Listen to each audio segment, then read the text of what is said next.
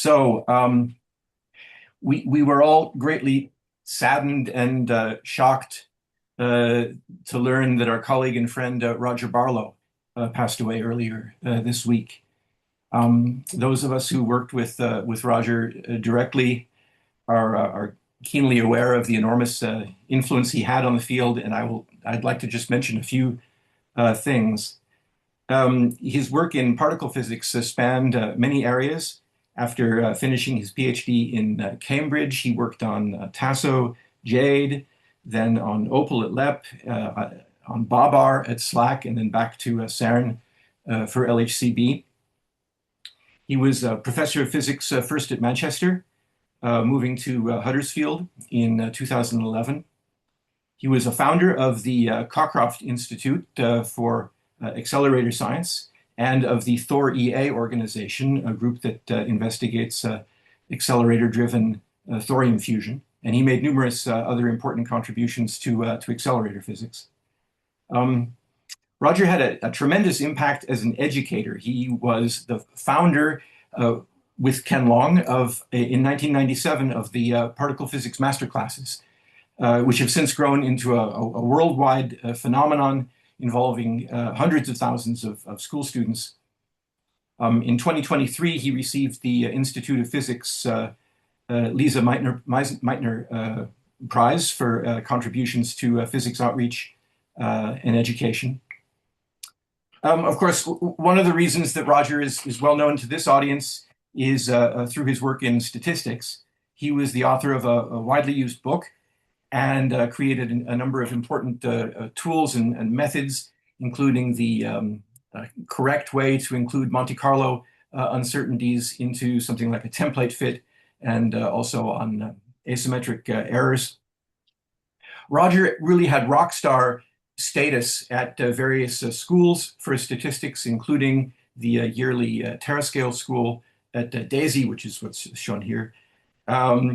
His lectures were noted not only for their pedagogical clarity, but they really reflected his warmth and humor in including what is shown here on his T-shirt, which is from one of his signature talks on statistics disasters. It depicts a several sigma discrepancy between the standard model and some measurements, which he unfortunately chose to display a bit too loudly before the discrepancy disappeared. It's difficult to do justice here to Roger's many contributions, but the community has certainly lost a highly influential scientist and educator and a very dear friend. So our deepest condolences go to Roger's wife, Anne, and the rest of his family.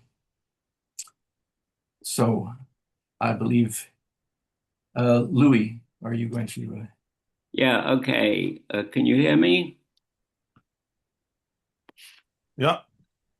Okay. So, yeah, I too are still recovering from the shock of this really terrible news about Roger passing away. I got to know him from his time in Oxford when Roger was a bright young physicist. And my impression is that he's remained a bright young physicist throughout his life. We never actually worked on the same experiment, so my main contact with him was via statistics. And as Glenn said, he's a very popular lecturer. He has this book on statistics that's also popular. And he was a very strong supporter of PhiStat, especially for the meetings that we had in Banff in Canada. He attended all the three previous ones, and in fact, he provided a write-up of the 2023 meeting for the CERN Courier. And we were very much looking forward to his participation in the next Banff meeting, which will be in summer. But unfortunately, really unfortunately, this is not to be. So it wasn't just his specific contributions at Banff and in general for statistics meetings. I mean, his specific contributions that Glenn has already alluded to were the Barlow-Beeston method for dealing with Monte Carlo statistical fluctuations of templates, and also the dealing with asymmetric errors, which was the topic of his talk at an earlier informal review. But it was just great to talk. He was just great to talk to on any statistical issue. He was a big proponent of the computing language R for calculating things. And this, I think, was not only because of the fact that R stood for Roger. He'd got, again, as Glenn said, he had a great sense of humor. And from the same talk that Glenn mentioned, he had, as an example of this sense of humor, advice for theorists. And that was, if experimentalists claim a new effect, publish quickly before the effect goes away. It's an enormous and tragic loss for Anne, his children, his whole family, his friends, and all his colleagues. And may we all derive some comfort from his lifelong achievements.